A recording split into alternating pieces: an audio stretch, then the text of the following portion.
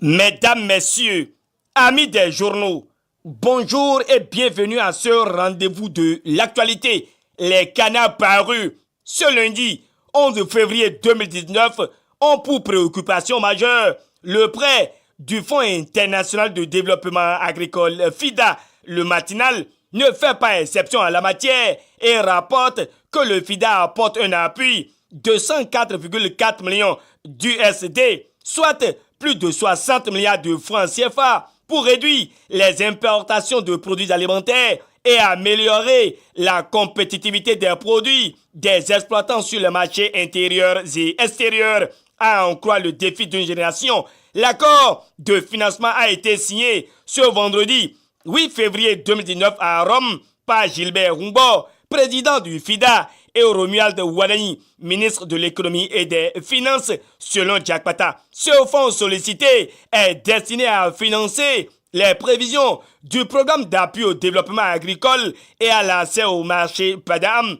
Mais l'actualité, pour sa part, relève que Talon décroche le jackpot de 60 milliards pour impacter plus de 51 000 ménages de la pauvreté. Même son de cloche par Libération qui souligne que le gouvernement obtient 60 milliards pour sortir 51 000 ménages ruraux de la précarité. Et la nation certifie que Wadani lève encore un important financement pour le relèvement des couches vulnérables. Si la nation nous rassure que bientôt 51 000 ménages sortiront de la précarité, l'opinion aujourd'hui nous éclaire par rapport au lancement du projet de gestion des déchets dans le Grand Nokwe ce vendredi 8 février 2019 à l'hôtel Golden Tulip de Cotonou par le ministre du Cadre de vie et du Développement durable José Didier Tonato. Conformément à l'imprimé, ce projet qui se décline en 7 composantes inclut l'adhésion et la prise de conscience des populations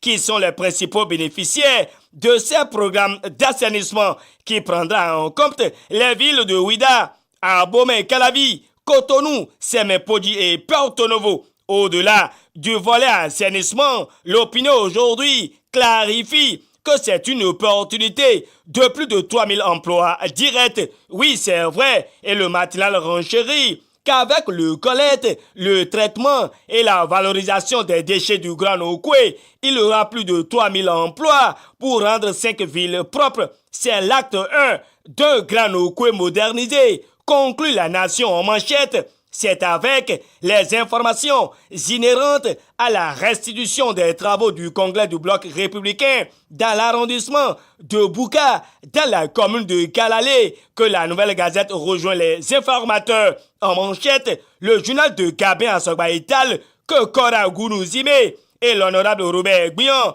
ont reçu le 8 francs des Peuls et Gando, qui ont promis de soutenir le cheval blanc lors des prochaines joutes électorales. Toujours au sujet des échanges avec la communauté Peul et Gando de Bouka, le Béninois libéré clarifie que Robert Guian cale tout Kalalé aux républicains et s'active selon le journal de Aboubakar Takou afin que les 4 places à pouvoir dans la 7e circonscription électorale reviennent au bloc républicain. D'un bloc à un autre, et la Nouvelle Gazette nous apprend que le maire Bio Sarako Tamou ratisse l'âge pour le bloc progressiste dans la 2e circonscription électorale, alors même que le confrère nous informe d'une série de prières en faveur du chef de l'État et la nation où Justin Agboyete prie pour une année électorale apaisée. L'événement précis souligne que candidat Zanaï condamne la division de l'opposition. Mais déjà, Yahi et Soglo se concertent pour un positionnement consensuel, martèle le journal de Gérard Goyon.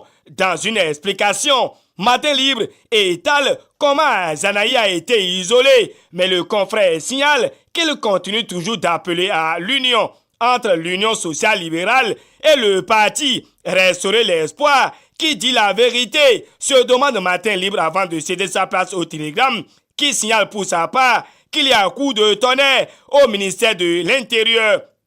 Et pour cause, le journal de Étienne Ressou renseigne que le défaut de nom et d'attestation de résidence non conforme sont les motifs du rejet du dossier des républicains et progressistes. Le télégramme rappelle que les partis politiques qui envisagent de présenter des candidats aux élections législatives doivent fournir à la Commission électorale nationale autonome au Sénat un dossier de candidature comportant, en plus des pièces prévues par la loi numéro 2018-31 du 9 octobre 2018, un certificat de conformité aux dispositions de la loi numéro 2018-23 du 17 septembre 2018 portant charte des partis politiques en République du Bénin. Cette pièce est délivrée par le ministère de l'Intérieur. Ajoute le télégramme, ils ont un délai de 8 jours pour procéder à la correction pour l'obtention du certificat d'existence officielle,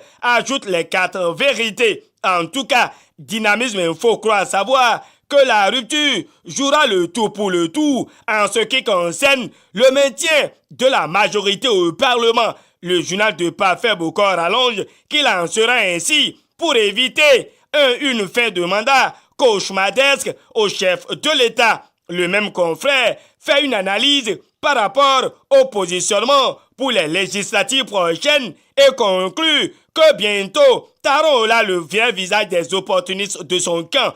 Pendant ce temps, le Nouvel Observateur publie qu'il y a un recours contre le président de la Sénat et ceci contre l'exigence du certificat de conformité. Par le même canal, le Nouvel Observateur indique que pour un non-respect de la décision de la Cour africaine des droits de l'homme et des peuples, la justice béninoise est au banc des accusés. Et la thèse de complot contre Sébastien Germain à Javon concernant l'affaire 18 kg de cocaïne puis se confirme. Le Nouvel Observateur cède sa place aux Béninois libérés qui nous informe des résultats de la lutte contre le trafic illicite des faux médicaments. Rouge sur blanc, l'auteur de l'article notifie que plus de 700 kg de faux médicaments ont été arrêtés au service des douanes de Ndali. Bénin Intelligent propage que le commandant Sadek Ourougidou mène une traque impitoyable contre les trafiquants. À l'Assemblée nationale,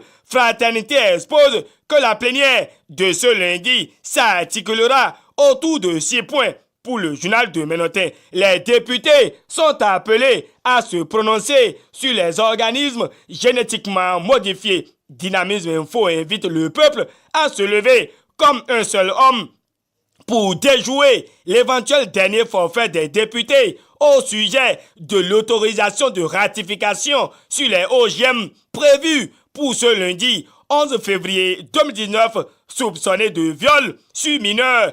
Le matin nous apprend qu'un directeur d'école primaire est déposé à la prison civile d'Accra Missérété. Fin de cette revue de presse, réalisation et présentation. Gutenberg Sohou, GS Communication, vous souhaite de passer un très bon début de semaine et à demain pour un autre rendez-vous.